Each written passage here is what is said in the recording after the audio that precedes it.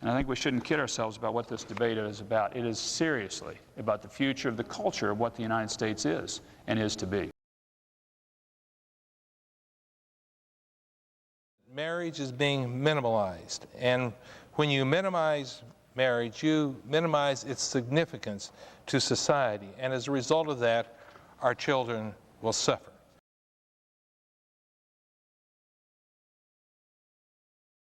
Once the process of redefining marriage begins, it is but a short step to the dissolution of marriage as an institution altogether. And I don't think that's the way we want to go, and it's certainly not the way we need to go for our children. If marriage is not about one man and one woman for the purpose of a relationship of which to have children and continue the society, then what, if it's about two women or two men, why not two women and three men? They're just waiting for same-sex marriage to pass to begin agitation for legalized more than two people to get married. I made a statement. If you have the right to consensual sex within your home, then you have the right to bigamy, you have the right to polygamy, you have the right to incest, you have the right to adultery, you have the right to do anything. Doing so, they're paving the way for legal protection of such practices as homosexual marriage, unrestricted sexual conduct between adults and children, group marriage, incest, and, you know, if it feels good, do it. Society should be advocating for what's best for children and should set a standard for what's best. And we know what's best.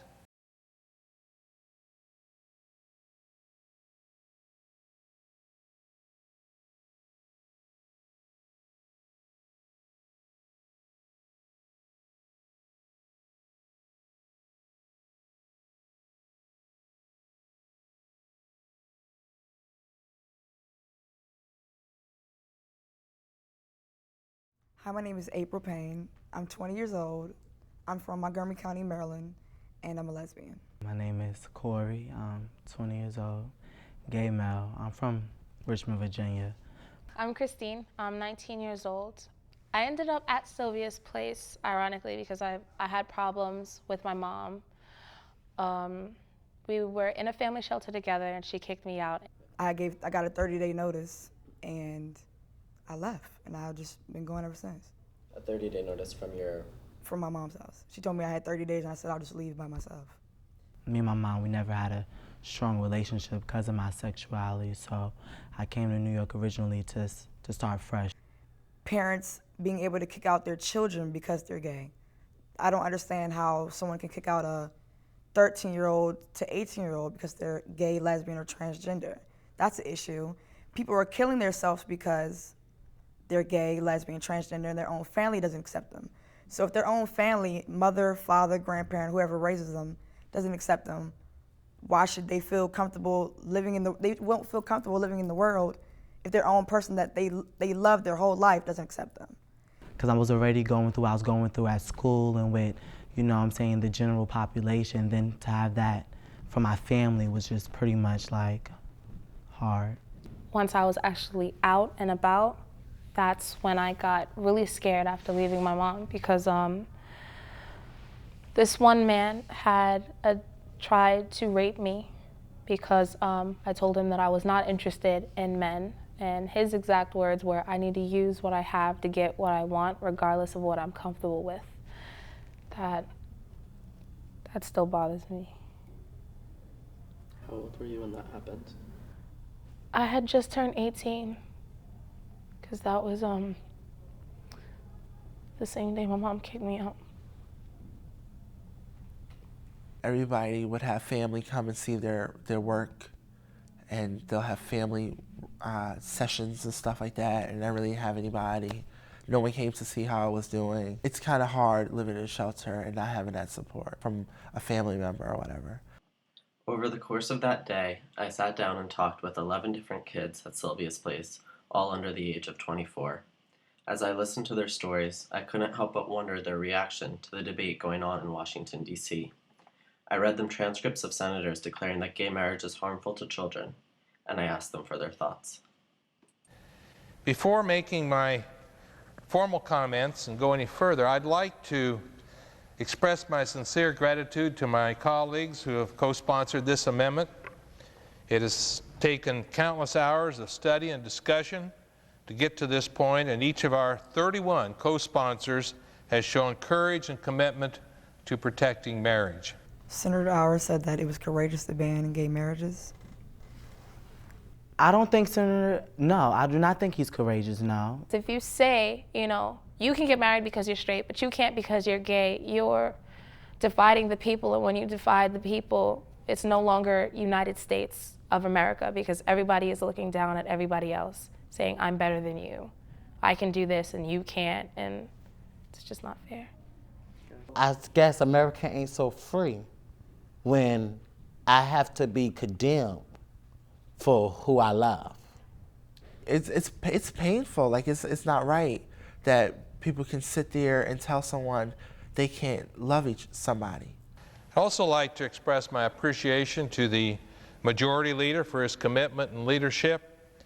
Without the support of the Senate leadership, the public may never have had an opportunity to address this vitally important issue in a democratic body.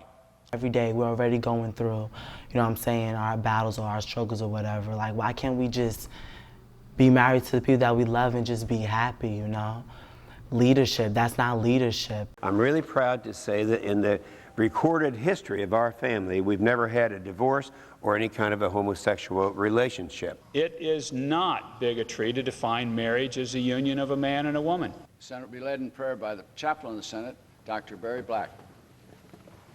Let us pray. It has become common for politicians to justify their opposition to gay marriage by quoting excerpts from the Bible. When asked, nearly all of the kids at Sylvia's acknowledged coming from very religious households. But while they attributed their family's homophobia to religion, the kids themselves remain faithful to it. They explain that it is only the misguided exploitation of their faith by political and religious leaders that spreads homophobia. In Genesis 2:24, they said, therefore a man shall leave his father and mother and be joined to his wife, and they shall become flesh. Then Matthew 19, it says, have you not read that he who made them at the beginning made them male and female, and for this reason a man shall leave his father and mother and join his wife, and the two shall become one flesh, so they no longer will be two but one flesh. It's against the Catholic faith to do so. And very clear message from Rome that this is not proper behavior. It's becoming increasingly apparent that that same-sex marriage poses a significant threat to religious liberties. There was one time I was walking around with my friends, and one man had walked past us, and he said, being gay is an abomination, and we don't deserve to breathe on this earth. We're taking up space for people who are doing the right thing, as he put it. They always refer back to the Bible, and I say to myself, well, there's a lot of sins in the Bible, and I feel no sin is greater than the other. For you to sit here and bring religion into politics, there are two different things.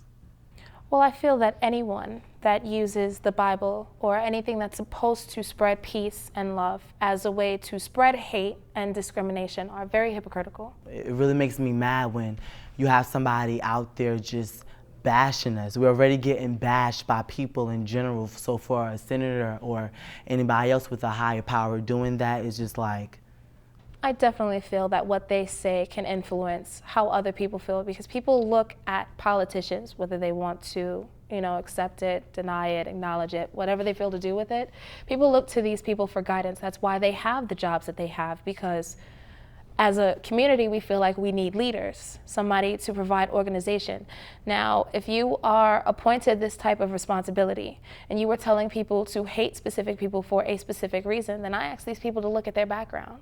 Because no matter who they are, whether they be, an average American, or they be Jewish, or Black, or Hispanic, or whatever the case may be, somewhere down the line in your history, somebody hated you. And your kind, and who you are, and everything about your being. Who gives you the right to discriminate other people because now all of a sudden you feel you get to set the laws? It is obvious that there is a broad consensus in this country in support of the traditional definition of marriage. And Mr. President, when the American people are so decided in a public debate, their elected representatives will defend that consensus. Voters in my state adopted a constitutional amendment in 2004 with 76% support. Look at the percentages. My state of Oklahoma, 76% of the people. That's 3/4 of the people. Oregon was 57%. Mississippi is where we have 86%. Opinion polls consistently show nearly 60% opposition to same-sex marriage. He passed it with 78% of the vote. 19 states, by an average of 70%, have affirmed traditional marriage. Approved by 70% of Nebraskans. 70%, that's about the same number that support Nebraska football, or it's higher, I suppose, than that. But 70%.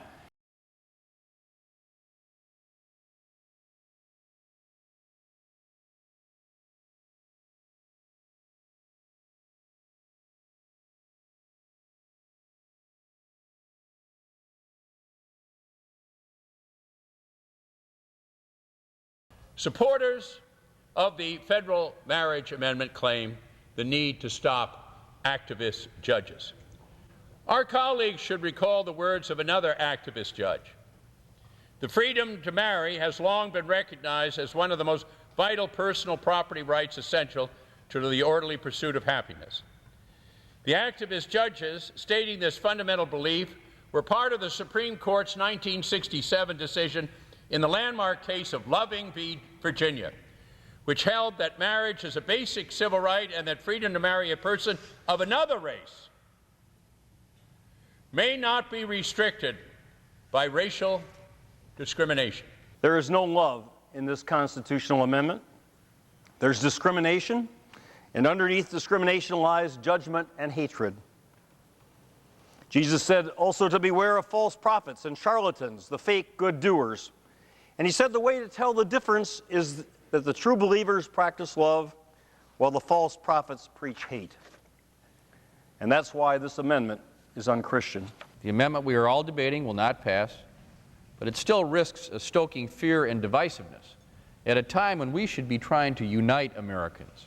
We're walking up the streets like 3 or 4 of us, and you got guys yelling, oh, faggots or homos. I've gotten to a couple of altercations with guys there just because I was gay. You know, they didn't want to sit next to me.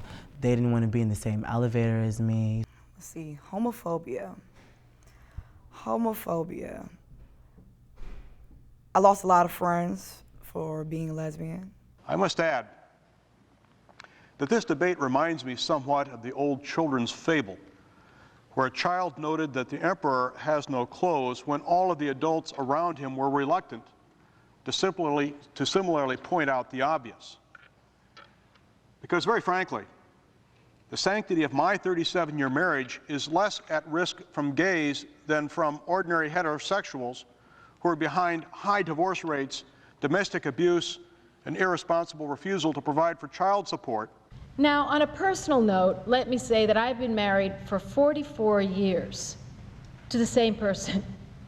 And, you know, I have to say, as someone married for that length of time, the fact that 2 gay people decide they want to take care of each other for the rest of their lives and care about each other for the rest of their lives, that doesn't threaten my marriage one bit.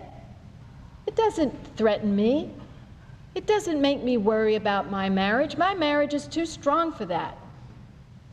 And the fact is, if someone feels that their marriage is threatened because 2 gay people care about each other, then their problems go way deeper than they're caring to admit. The type of leadership that I feel like I would need from the Democratic Party would be more speeches from them. It's not fair to only hear one side of the story. We need a voice too. Unfortunately, you know, being in a shelter to the outside world, we mean nothing. We're nobodies. We're not given the privilege to be able to stand up and have the whole world, you know, holding their breath to hear what we have to say. We need somebody to say it for us, and we need some type of support.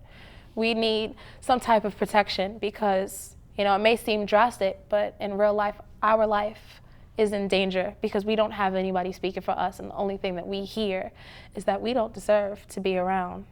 Ultimately, what I want out of life for myself is just to be happy, you know what I'm saying? Be able to walk up and down the street holding hands with my other half. But for them to sit here and say the things that they said, it lets us know that there's no hope for us.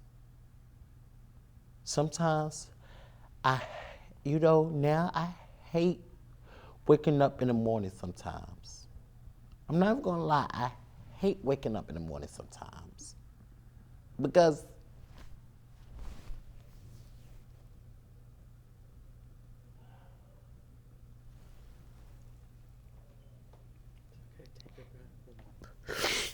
I'm good, but it's like we go through so much. We go through so much. Because of what? We want to be happy.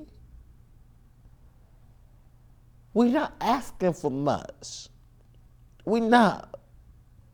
We only asking for freedom. And it's sad that we can't get it. It's sad that we can't get it.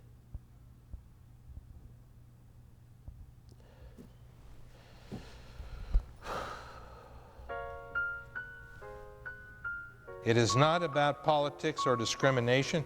It's about marriage and democracy.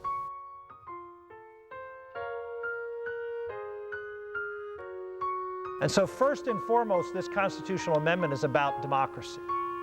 It's about the people expressing their will on potentially the greatest moral issue of our time, and that is the integrity of the traditional family in America.